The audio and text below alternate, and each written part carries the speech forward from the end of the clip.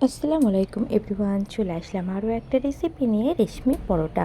সকালে জলখাবারে রুটি সবজি খেতে খেতে যদি বোর হয়ে যাও, তাহলে এই পরোটাটা একবার হলেও ট্রাই করতে পারো। এটা দেখতে যতটা সুন্দর, খেতেও অনেক সুন্দর। এই পরোটাটা খুবই সফট হয় আর বানানোটাও কিন্তু খুবই ইজি। এটা তোমরা যে কোনো সবজি মাংসের সঙ্গে এনজয় করতে পারো, কিংবা এটা শুধু খেতেও ভালো লাগে, কিংবা চায়ের সঙ্গেও খেতে পারো। তো চলো ঝটপট দেখে নাও রেসিপিটি। এখানে আমি প্রথমেই দুটো সিদ্ধ আলু নিয়ে নিয়েছি, খুব ভালোভাবে খোসাটা ছাড়িয়ে নেব।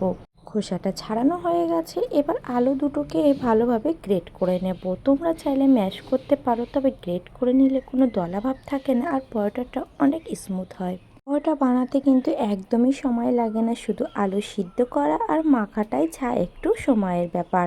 ভালোভাবে গ্রেট করা হয়ে গেছে। গ্রেট করা আলুটাকে এবার একটা বড় পাত্রের মধ্যে নামিয়ে নেব। দিয়ে দেব কিছু মশলা। গোটা জিরে দিয়ে দেব হাফ চামচ পরিমাণ, হাফ চামচ দিয়ে দেব চিলি ফ্লেক্স, কিছুটা ধনিয়া পাতা কুচি দিয়ে দেব, আর দেব পরিমাণ মতো লবণ। 2 চামচ সাদা তেল দিয়ে দেব। আর এখানে আমি 1 বাটি ময়দা ব্যবহার করছি। ময়দাটা তোমরা চাইলে একবারে না দিয়ে বারে বারে দিতে পারো। এখানে কিন্তু কোনো পানির ব্যবহার করা যাবে না, পানি ছাড়াই ডোটা মেখে নিতে হবে।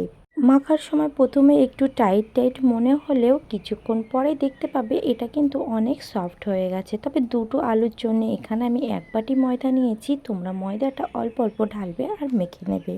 ডোটা আমার রেডি হয়ে গেছে, দেখো কতটা সফট হয়েছে। এখানে কিন্তু আমি কোনো রকম পানির ব্যবহার করিনি। উপর থেকে একটু সাদা তেল লাগিয়ে এটাকে ঢাকনা চাপা দিয়ে 15 থেকে 20 মিনিটের জন্য রেস্টে রেখে দেব। ডোটা রেস্টে থাক, ততক্ষণে তোমরা আমাকে জানিয়ে দাও আমার ভিডিওটা তোমরা কোথা থেকে দেখছো, তাহলে কিন্তু তোমাদেরকে আমি থ্যাঙ্কস বলতে পারবো। 15 মিনিট পর ফিরে এলাম। ডোটা কিন্তু অনেক সফট হয়ে গেছে। ঢাকনাটা উঠিয়ে আরও একটু মেখে নিলাম। পরোটার জন্য ডো থেকে ছোট ছোট করে লই কেটে নেব। একদম লুচির মতো ছোট না, আবার কিন্তু খুব বেশি বড়ও না। দেখতেই পাচ্ছ সবগুলো লই আমার কাটা হয়ে গেছে।